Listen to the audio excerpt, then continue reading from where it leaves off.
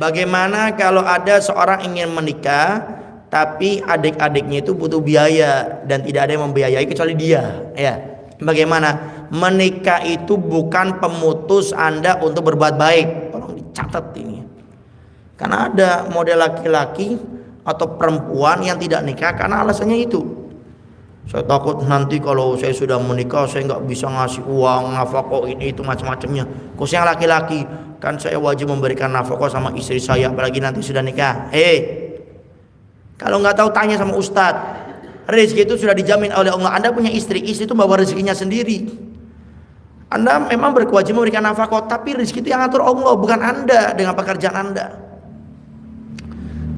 Saya pribadi sebelum menikah, saya jarang megang uang. Setelah menikah, hampir alhamdulillah saya punya dompet tidak pernah kosong. Nih, saya punya dompet. Bukti.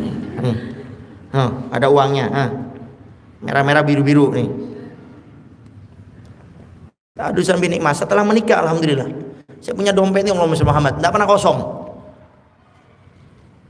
Bahkan istri saya cerita, Bi, setelah menikah sama Abi saya nggak pernah naik angkot katanya. Dulu sering naik angkot, nggak punya kendaraan. Setelah nikah sama Abi nggak pernah naik angkot. Sampai istri saya dari rumah mau ke Tanah Majlis pakai angkot.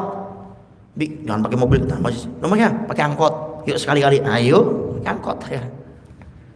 Artinya Pak, rezekinya lebih dimudah oleh Allah. Saya sebelum nikah nggak punya mobil. Setelah menikah alhamdulillah punya mobil, walaupun pertama mobil madein mertua gitu. Mobil saya itu karakternya D kan tadi, itu punya mertua. Tapi alhamdulillah beriringnya waktu rezeki ada, memang mertua minta sok kalau mau dibeli aja, nanti dicicil. Cuma kan saya tahu kalau nyicil dikit-dikit kan nggak terasa uang habis, kesian dolim sama mertua. Sehingga cerita saya punya mobil itu setelah menikah. Saya punya toko walaupun kecil-kecilan, ya. Toko macam-macam. Kalau mau beli takwa, peci, sarung, busana muslimah ada semuanya ya. Jadi jangan cuma tur pakai bis barang saya. Nanti kalau mau butuh kerudung, gamis ya promosi sekedap ya. Bisa datang nanti di samping Tanah Majlis. Samping Masjid Muawana. Artinya kita ini kalau sudah menikah itu bukan artinya terkunci, malah terbuka. Bayangkan Allah berfirman, in yakunul fuqara yughnihimullahu min fadli wallahu wasi'un alim. Ini Allah yang berfirman. Jadi jangan salah. Ini saya pribadi nih. Setelah saya menikah, ini dompet tidak pernah kosong.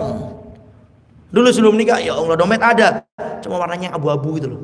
Yang 2000 perak, yang 5000-an, yang merah-merah biru jarang. Sekarang alhamdulillah tahadusan bin nikmah. Mobil saya punya, alhamdulillah. Ba'da zawaj, setelah menikah. Dan ternyata para ulama menjalankan kesuksesan banyak orang-orang besar setelah menikah.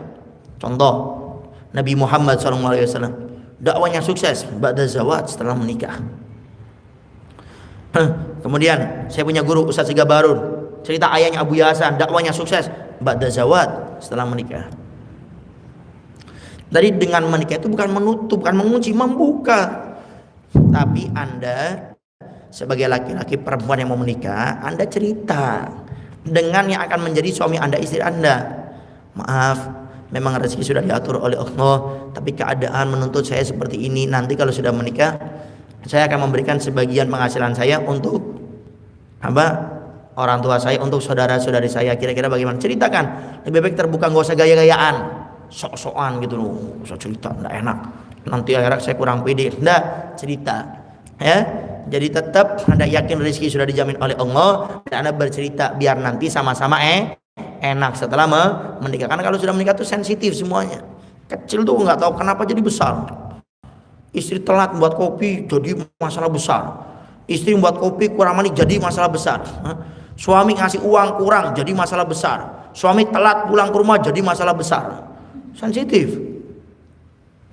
Makanya ingatlah, yang bisa mengkokohkan dan menghancurkan rumah tangga kita hanya dua orang, suami dan istri. Yang lain gak bakal bisa. Fitnah dari mertua, fitnah dari orang tua, fitnah dari keluarga laki-laki, fitnah daripada keluarga perempuan, tidak akan bisa menghancurkan rumah tangga kita selama kita komitmen dalam rumah tangga. Kita harus sama-sama percaya. Selesai. Jadi kalau sudah punya komitmen, kita pokoknya harus sama-sama percaya dan jujur. nggak bakal hancur. Yang menjaga rumah tangga sekarang ini hancur kenapa? Karena mereka tidak saling percaya, lebih percaya yang di luar. Jangan, walaupun orang tua Anda yang cerita, mertuanya jangan dipercaya, tapi Anda tabayun, Anda cerita, gimana bang, ada dengar cerita seperti ini, tapi saya selalu percaya dengan kamu gitu. Walaupun ternyata benar, contoh suami kita selingkuh, ya, atau istri kita selingkuh, naudzubillah min dzalik, tapi dengan kepercayaan yang kita bangun, walaupun itu nyata, tapi tetap kebaikan yang akan kita dapatkan. Akhirnya apa? Suami merasa malu, akhirnya bertobat, istri merasa malu, bertobat. Coba kalau dengerin, bang, orang tua saya bilang kamu selingkuh ya? Hah? Benar gak? Mau benar ataupun tidak, sudah merasa dilecehkan itu suami, atau sebaliknya istri.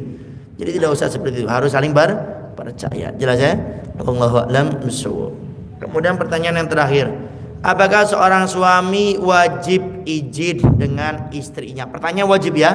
Wajib tidak? Tidak wajib ya. Hanya mungkin sunnah saja. Sunnah itu apa? Ibadah. Jangan Anda minta apa? Bahasanya emansipasi wanita. Apa emansipasi ya? Apa? Benar ya? Jadi minta disamakan. Suami, istri kalau keluar rumah wajib izin. Hei bang, mau kemana? Saya mau keluar ini, mau beli ini. Saya sebagai istri diperintahkan dalam agama izin dengan kamu. Saya nggak izin, malaikat di langit, malaikat di bumi, malaikat Ramadan ada bersatu untuk melaknat saya kalau saya tidak izin di saat keluar rumah. Kamu enak aja izin, kalau tidak nanti saya melaknat walaupun malaikat tidak melaknat kamu. Oh ya, ini kayaknya belum minum obat itu istri itu. Tidak seperti itu ya. Aturan itu semuanya yang ngatur Allah dan Rasulnya ya. Baik-baik suami adalah yang memuliakan istri, nggak izin, nggak ada masalah. Saya sampai detik ini mau kemana lagi? Mau lagi? Habisin. Al-Fakir, saya sampai detik ini mau kemana pun saya izin sama saya punya istri, dan istri saya merasa senang, bahagia, dan nggak ada ngomong nggak usah izin. Kan tidak ada aturan seorang suami harus izin sama suami, sama istri. Tapi ini bentuk al-fakir memuliakan istri ya. Jadi nggak ada salahnya Anda izin. Dan di saat Anda para suami memuliakan istri Anda, saya yakin istri lebih bisa memuliakan Anda. Wallahu a'lam bishawab.